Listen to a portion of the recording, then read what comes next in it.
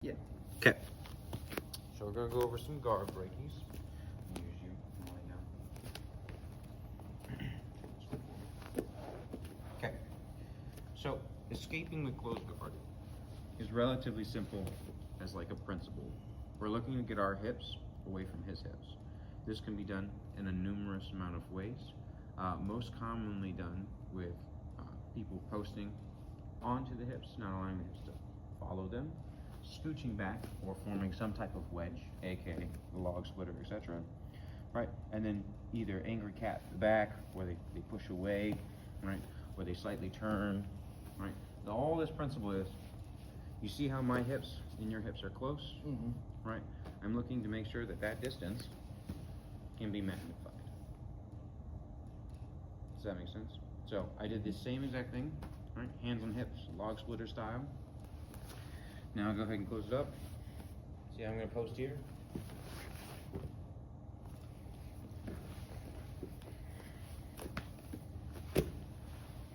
See how my hips are right here? Well, you push up the knees. Don't necessarily do that. I'm just, you can, okay. right? But all I'm showing is the fact that my hips need to just get away from your hips. Right? Now how you do that varies drastically. Right? Sometimes you literally just have to scoot your knees back. You push them down, scoot knees, and be like, angry cat. Look how far my hips are from you. That's why your legs can stay closed. Right? You hear, and I go something of this nature, walk up, see how I put my knee in your butt, right? Walk, walk, walk. My hips are further away. So if you can figure out a way to get your hips away from their hips, you're going to win.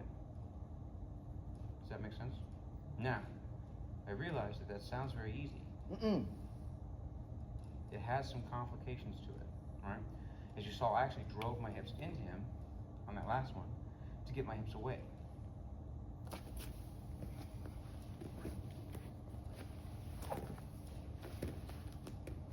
See how my hips closer now? But now they are away. Now, the soonest you can break it, right, in the littlest amount of space is always the best. Standing up has been found to have the most success in competition. That doesn't mean it will have the most success for you, right? Standing up can be done in numerous amount of ways. Most commonly done with controlling one hand, right? And basically pinning it to their chest and their hip. Posting on the same side, right? Standing up, right? And I don't recommend getting super wide base, but I know this is probably the most common way of doing it, is like a super wide base. Not productive for me. I have a hip injury, so having extended hips is dangerous for me. Like my leg spread, more dangerous for me. So I don't typically do it. So I come here, and I typically try to put one foot behind the butt, right?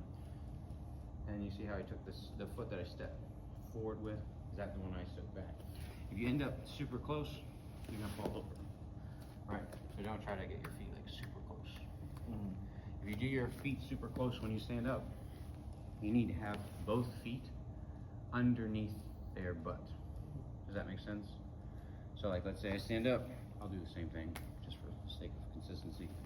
Boom, boom. You see how both my feet are kind of underneath your butt? That means I can put my knees eventually, right? So if like you're staying super tight with your legs, right? I can kind of like shimmy them down my knees. Kind of like the same thing as kipping, how we kip and we get our knees in. Yeah. That's the same kind of principle that we're going to face here when we are going two legs close. We're going to shimmy them down till they're past our knees, and then we can open them up if we choose to. Make sense?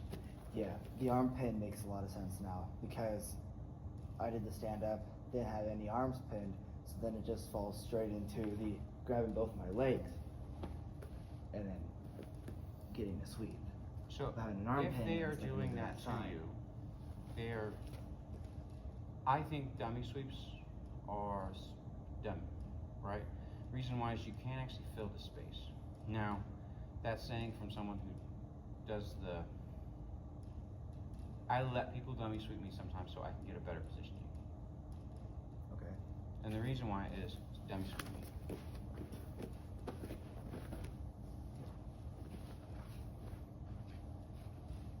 So you go.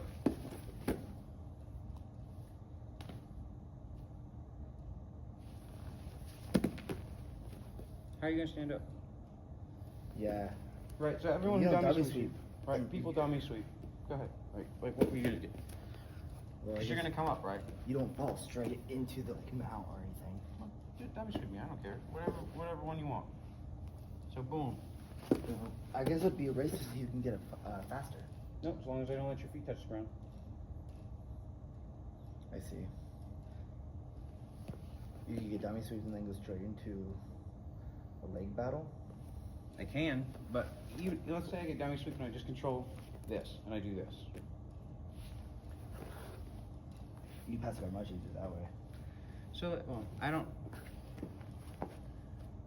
I do not believe the dummy sweep is a great positioning because it allows people to pinch your knees super easy and then either control your positioning by not allowing you to stand up or just sweeping your legs to the side and then filling that space.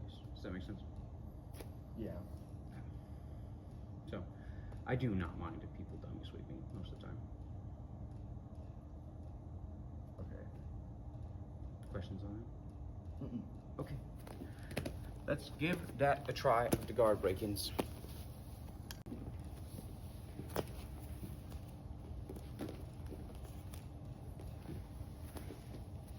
So I want you to follow that same principle, right? I want you to pin his hips first and then move, right? Because it's easier for us to pin and not allow him to move and move ourselves than it is to move him. Mm-hmm. So do it vice versa now, right? Move yourself and then try to move his hips to the floor. Tell me which one's easier.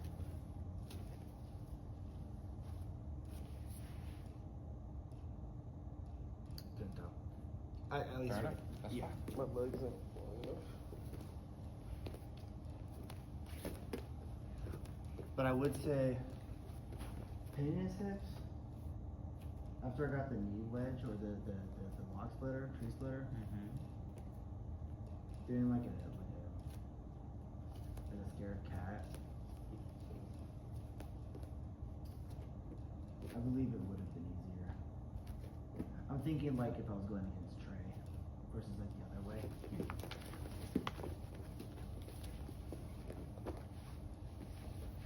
Pin first? Your choice.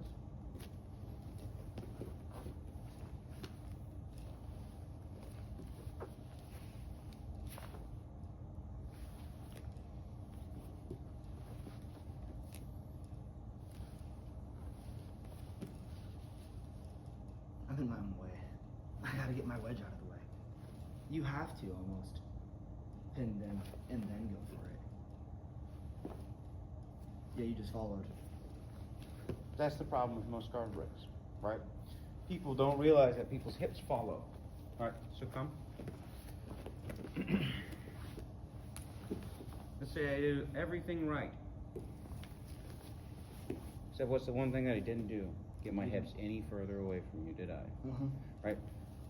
But I did the knee wedge, right? My knee is technically touching your butt, right? I posted, right? I'm sideways. Why doesn't it work? Well, because your hips were able to follow me the instant I moved. Yeah, Right. nothing's honestly been changed for me. Nothing, right?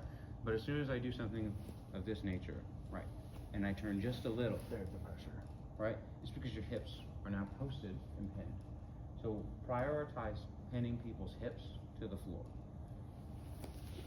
So when we are here, right, we don't want people's hips to follow us. This can be done with a knee, right? You see how his hip is now actuated, right? I shouldn't say actuated. Tension, right?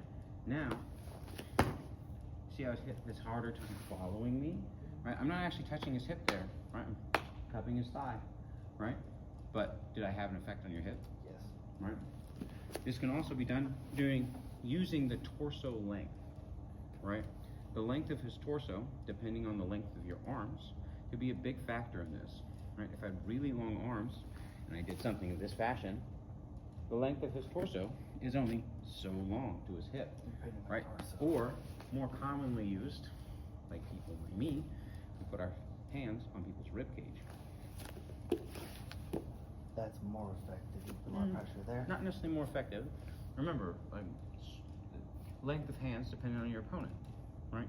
If I had fucking Mr. Fantastic arms, right? And I have the ability to cover your hip at the same time as being able to just do this. That'd be even better. I agree.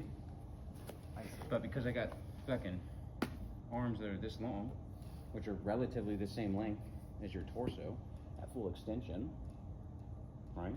Because I have to hold. I'm not fingertips. I'm holding. So You have to be able to pin me and move yourself back. So from here to my shoulder is almost the same length as yours. But you also have the ability to extend and stretch. Because you're a human being. You have the ability to move, right? You can also have a little bit of space and give as long as your feet can extend and the length of your leg. So there's a whole lot of factors that play into this, right? But I know for a fact that I just need to get my hips away from your hips. Does that make sense? It does. The concept makes sense. Many ways to go about it.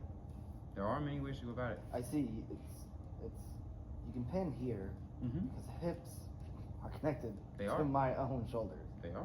So, of course, if you can pin my shoulders, keep them pinned, my hips can only go so far that way as long Yep. as my shoulders stay pinned. And Same with pressing down the rib cage. If my rib Yep. cage is pressed down and pinned there, Mhm. my hips can only stretch away from my rib cage so far before I'm gonna have to break open the guard. And so, depending on the lengths of the person attacking, the person defending, body type. So think about doing this with Jordan, pin.